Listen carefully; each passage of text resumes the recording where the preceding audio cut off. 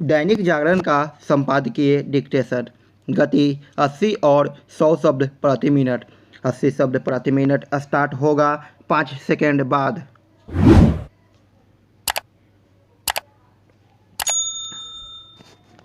Start.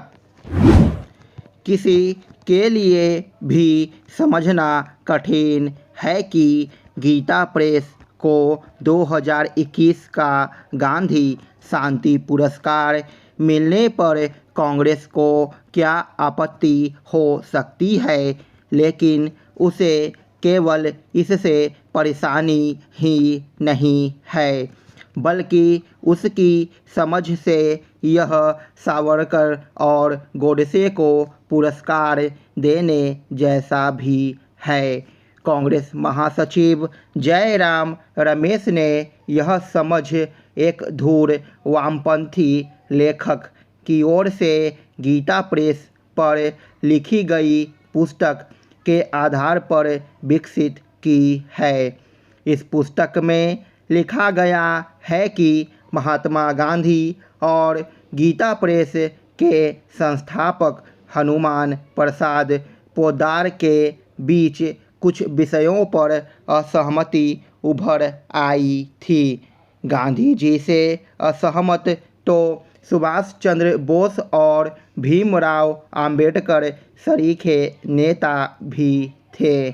क्या इन नेताओं को मान सम्मान दिया जाना गोडसे को पुरस्कृत करने जैसा हो जाएगा?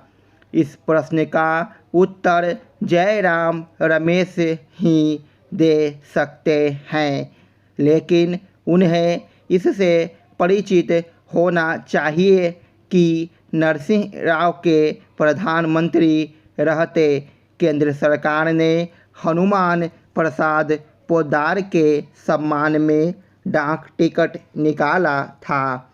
उन्हें और साथ ही राहुल गांधी को इस तथ्य से भी अवगत होना चाहिए कि सावरकर पर डाक टिकट तब निकला था जब इंदिरा गांधी प्रधानमंत्री थी। वास्तव में अपने अतीत की ऐसी ही खुली अनदेखी से कांग्रेस के बारे में यह कहा जाने लगा है कि वह अपनी ही विरासत की उपेक्षा करने में पारंगत हो गई है। यह मानने के अच्छे भले कारण हैं कि जयराम रमेश सनातन धर्म, संस्कृति और संस्कार के प्रचार प्रसार में महती योगदान देने वाली गीता प्रेस की महत्ता से या तो परिचित नहीं या फिर उन्होंने उसकी जानबूझकर अनदेखी करना ही सही समझा। यह महज दुर्योग नहीं हो सकता कि कांग्रेस की नज़र में इंडियन यूनियन मुस्लिम लीग तो पक्के तौर पर सेकुलर हैं, लेकिन गीता प्रेस सांप्रदायिक। इसे भी विस्मृत नहीं किया जा सकता कि एक समय कांग्रेस अयोध्या में राम मंदिर के निर्माण के विरुद्ध थी। कांग्रेस के नेता अपने रवैये से यही साबित कर रहे हैं कि वे रह कर अपनी गलती सुधारने का जो जतन करते दिखते हैं और उसके तहत मंदिर मंदिर जाने लगते हैं, वह एक दिखावा है। हालांकि उसके दिखावे की पोल खुलती रहती है, लेकिन वह कोई सबक सीखने को तैयार नहीं। जयराम रमेश ने जिस पुस्तक का जिक्र करते हुए गीता प्रेस को गांधी शांति पुरस्कार दिए जाने पर आपत्ति जताई, उसकी प्रशंसा में अरुंधति राय ने कहा था कि यह एक दुर्लभ कोष है। इन्हीं अरुंधति राय ने खूंखार नक्सलियों को बंदूकधारी गांधीवादी बताया था। क्या कांग्रेस भी ऐसा ही मानती है? पता नहीं वह उन्हें क्या मानती है, लेकिन इसमें कोई संदेह नहीं कि उसके नेता देश के मानस से कटते जा रहे हैं। कांग्रेस के रुख रवैये से यदि कुछ स्पष्ट है तो यही कि जयराम रमेश ने गीता प्रेस को लेकर जो अनावश्यक बयान दिया वैसे बयान आगे भी आते रहेंगे। स्टॉप। 100 शब्द प्रति मिनट स्टार्ट होगा 5 सेकेंड बाद।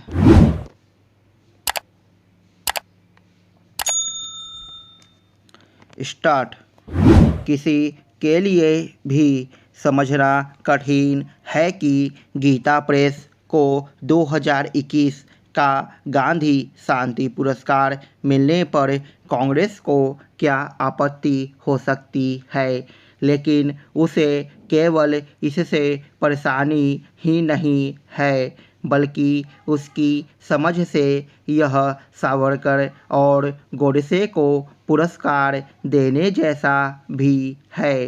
कांग्रेस महासचिव जयराम रमेश ने यह समझ एक धूर वामपंथी लेखक की ओर से गीता प्रेस पर लिखी गई पुस्तक के आधार पर विकसित की है।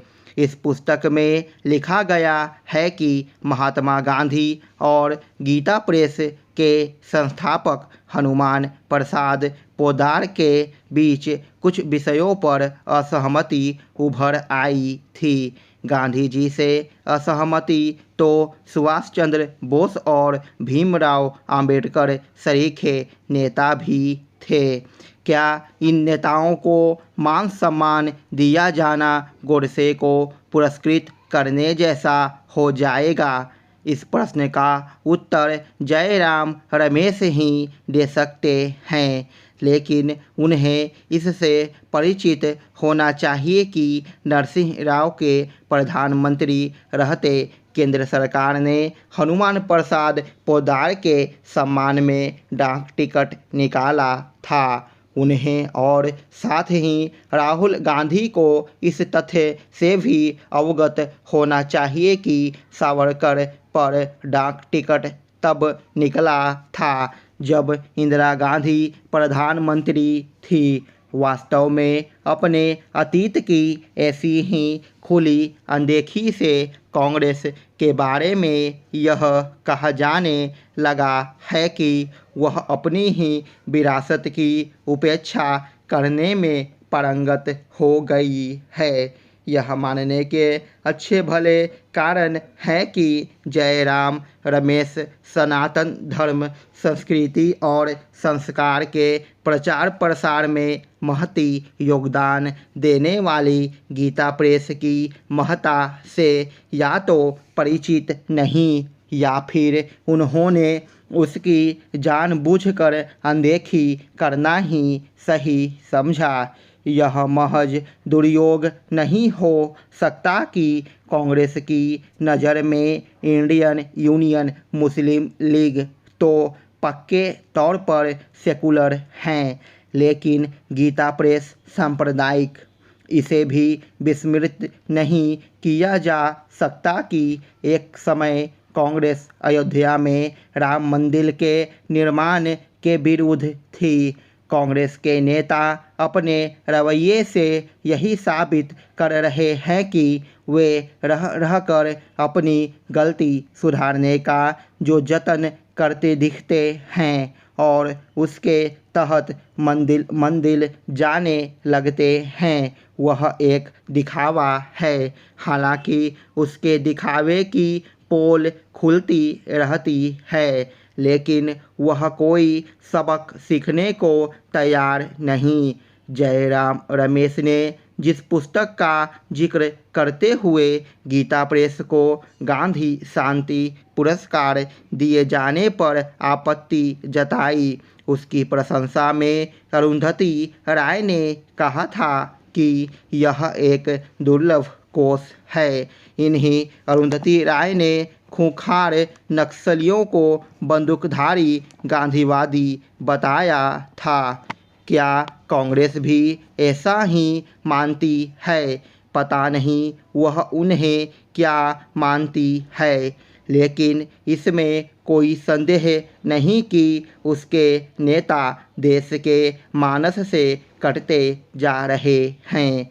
कांग्रेस के रुख रवैये से यदि कुछ स्पष्ट है तो यही कि जयराम रमेश ने गीता प्रेस को लेकर जो अनावश्यक बयान दिया, वैसे बयान आगे भी आते रहेंगे। स्टॉप।